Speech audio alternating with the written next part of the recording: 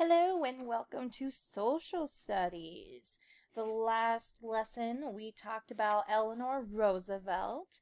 Today we are going to do lesson 4, and it is Mary McLeod Bethune, a dedicated teacher.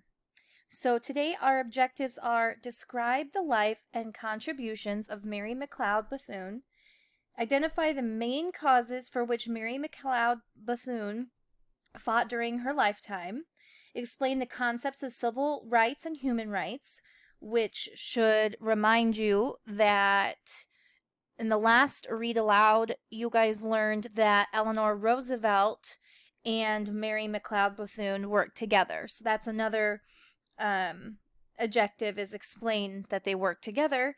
And remember that Eleanor Roosevelt was concerned about human rights and making sure that everyone was treated the same.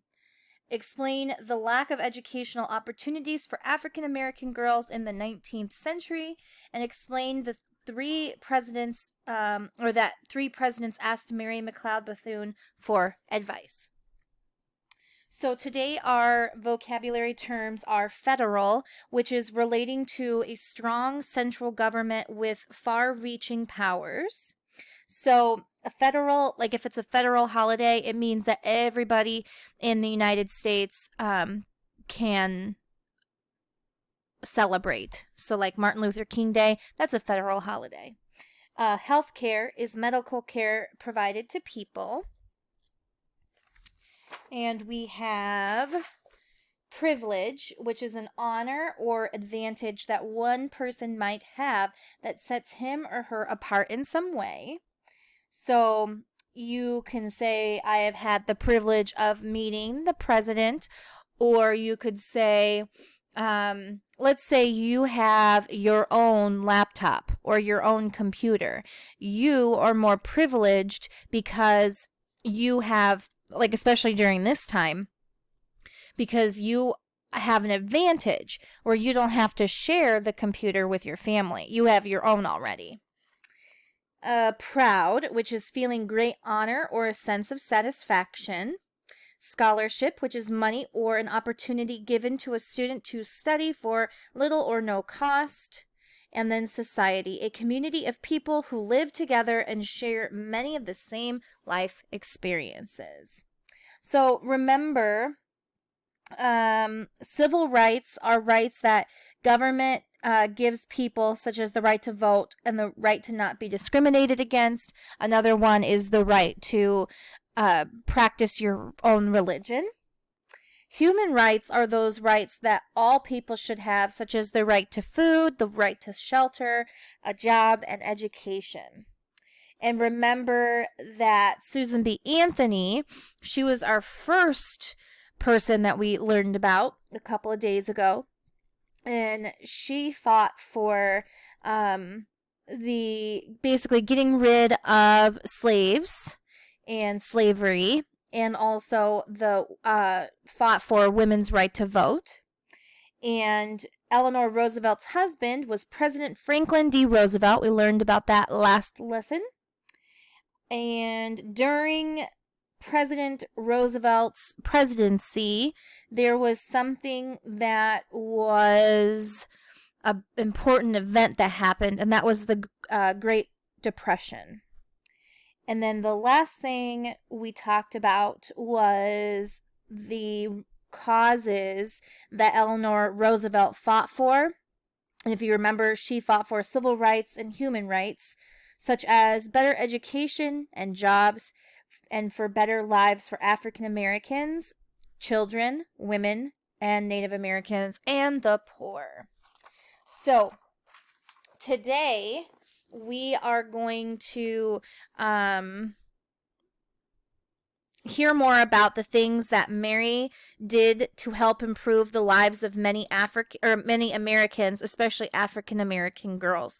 So what I want you to do is I want you to listen carefully to how Mary McLeod Bethune improved opportunities for African American girls. So Mary Jane Mary Jane McLeod, was born a long, long time ago in 1875 in South Carolina on her parents' small farm. Mary's parents had 17 children. Mary was the 15th child. Mary was the only member of her family to go to school and receive an education. Her brothers and sisters were needed to work on the family farm. However, it wasn't an easy thing for Mary to go to school. She walked about 5 miles to school every day, and then she walked home again. So, 5 miles, that's a long way to walk to school just to go to school, and then she had to walk home. So, a total of 10 miles a day she walked. Mary didn't mind going to school. Going to school was a privilege that few African American children had, especially girls. And remember, a privilege is an honor or an advantage that someone has. So she didn't care because she knew that she was one of the few who were able to get an education. Mary was an excellent student. She learned easily and quickly. Mary would race home each day to teach her brothers and sisters the things she had learned at school. Mary also taught her neighbors' children. Mary's family was so proud of her. When someone's proud, they feel a sense of honor or satisfaction. So they were so proud that she was able to do all these things and to help the children who were not able to go to school. When Mary was 13 years of age, she received a scholarship to study at a school for African American girls. When someone receives a scholarship, it means that they're given money or an opportunity to study with little or no cost. So that means that there was probably a tuition that needed to be paid for her to go to this specific school. So she got a scholarship. The school was called Scotia Seminary in North Carolina. Mary's mother was so proud of her. She made her a special dress so that Mary would look nice when she went to her new school. Mary was sad to leave her family. They were sad to see her go, but everyone knew that Mary was going to do wonderful things in her life. So it was kind of like the boarding school type feel where she would have to go and live on campus. After attending that school, Mary received another scholarship, this time to go to a school in Chicago. After graduating, Mary returned to South Carolina to become a teacher at the school she once attended. Mary was determined to educate young African American children, and no one was going to stop her. After several years of being a teacher, Mary decided to start a school of her own. She especially wanted to teach African American girls, as many still did not receive an education. Mary had heard about a town in Florida called Daytona Beach. A new railroad was being built there, and many of the workers were African American men. The workers' families lived in the camps. Their children did not go to school, and the men earned just about enough money to feed their families. Mary saw that this was a great opportunity and came up with a plan. With just $1.50 in her pocket, Mary moved to Daytona Beach, Florida, and opened her own school for African American girls. A kind woman offered Mary a place to live. A friend helped her find an empty house that later became the new school. Old, broken furniture was fixed. Boxes and packing crates from local stores became desks and chairs. And in the autumn of 1904, Mary opened her own school. In the beginning, there was just 6 students, including Mary's own son. Gradually, more and more students came. Each girl paid 50 cents a week for tuition. Mary taught them cooking and sewing, as well as reading and writing and math. There was never enough money, so Mary baked pies and cookies to sell. Not everyone liked what Mary was doing. One night, while Mary was at school, all the streetlights went out. When Mary looked out into the street, she saw a group of people gathered together. They intended to scare Mary in the hope that she would close her school and leave town.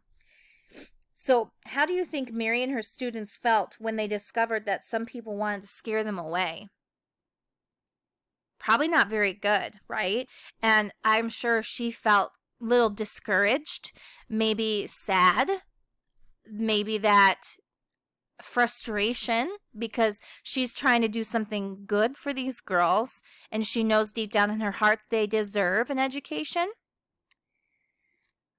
Mary would not be bullied. As the group of people stood in a pool of light, Mary and the frightened girls watched and sang songs.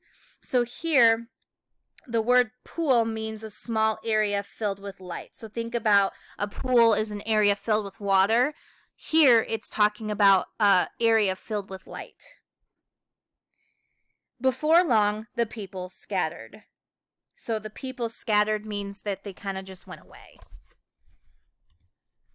3 years later, Mary moved her school to a new location, a 32-acre farm with 14 buildings. The 400 students at the new school grew their own food. Mary was very proud of what she had achieved. So proud, thinking of the word proud, remember that means that she felt honor and accomplishment. Later, Mary's school joined with a school for African American boys and eventually became the Bethune-Cookman University.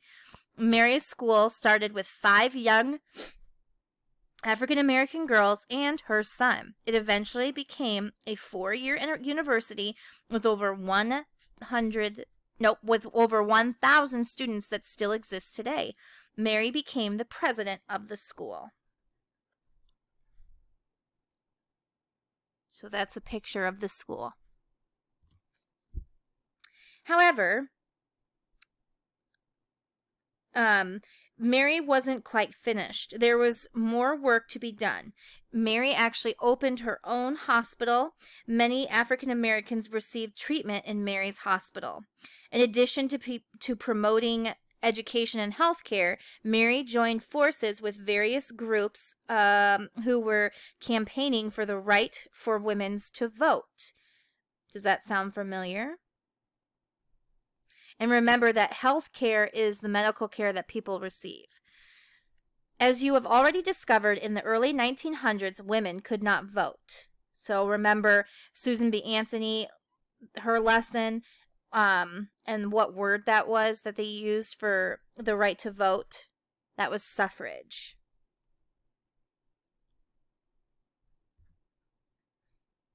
During this time, African American men did not have the right to vote, but they weren't always, rewind, erase that in your head and rewind. During this time, African American men did have the right to vote, but they weren't always able to. In order to vote, men had to be able to read and write. Mary held classes at night so that African American men who had not had the opportunity to go to school could learn these skills and therefore be able to vote. Because she believed that all people had the right to an education and have books to read, Mary opened up a library that provided free reading material to anyone who wanted it. Mary was doing amazing things. Once again, people tried to scare Mary away. They did not like what she was doing. Mary ignored them and continued her work. Mary always believed in the power of education. The whole world opened to me when I learned to read, she once said. So why do you think Mary thought reading was so important? So think about, if you have the power of reading, you can learn about anything. And there are so many books out there, and some are educational, some are like nonfiction, some are fiction. And when you read, you just get sucked up into the world of the book. And so that's what she said. She thought that it was so important because she was able to open up her mind and she was able to learn about so many different things that she probably wouldn't have been able to.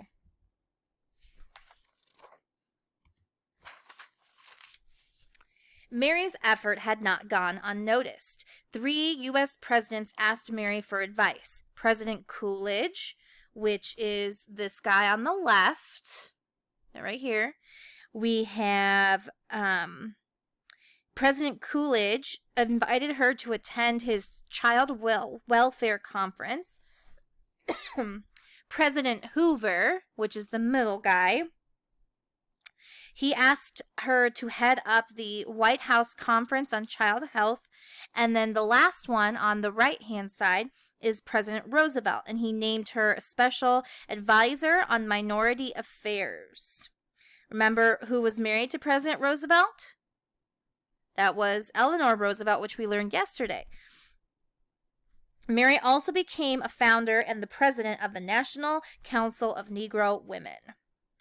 For many years, Mary worked closely with Eleanor Roosevelt. Mary became director of the Division of Negro Affairs and of the National Youth Administration. She was the first African American woman to become head of a federal agency or organization. Federal means, and it refers to the government that has far-reaching powers. So, throughout the entire U.S.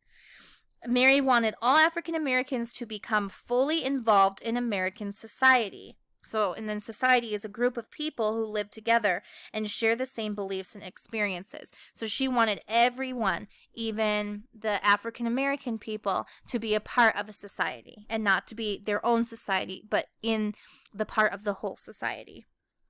Mary received many honors for her work. She received the Spingarn Medal for her efforts in educating African Americans. This medal was given each year by the National Association for the Advancement of Colored People, which is NAACP, to an African American. As you've already heard, Mary was part of a group of advisors known as the Black Cabinet. Mary herself asked President Roosevelt to choose more talented African Americans for important jobs. Today we have an African American president. This was our last president.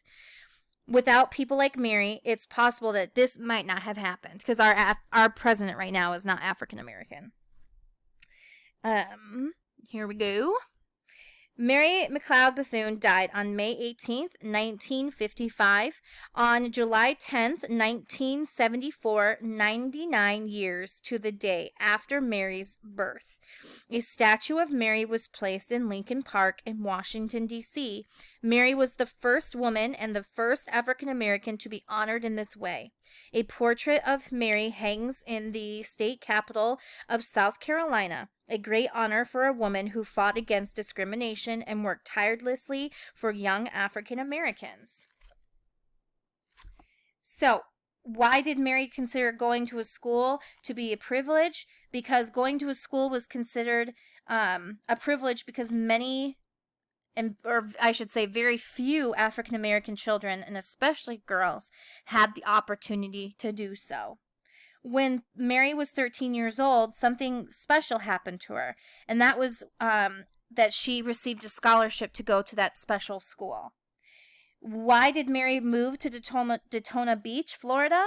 She moved there to start a school for African American girls. And then in addition to opening the school in Florida, remember she opened a hospital and a library. It was difficult for some African American men to vote because they had to prove that they could read and write so they could have that opportunity. Well, they didn't have the opportunity. It was until Mary taught night classes so that African American men could learn these skills so then they could go and vote.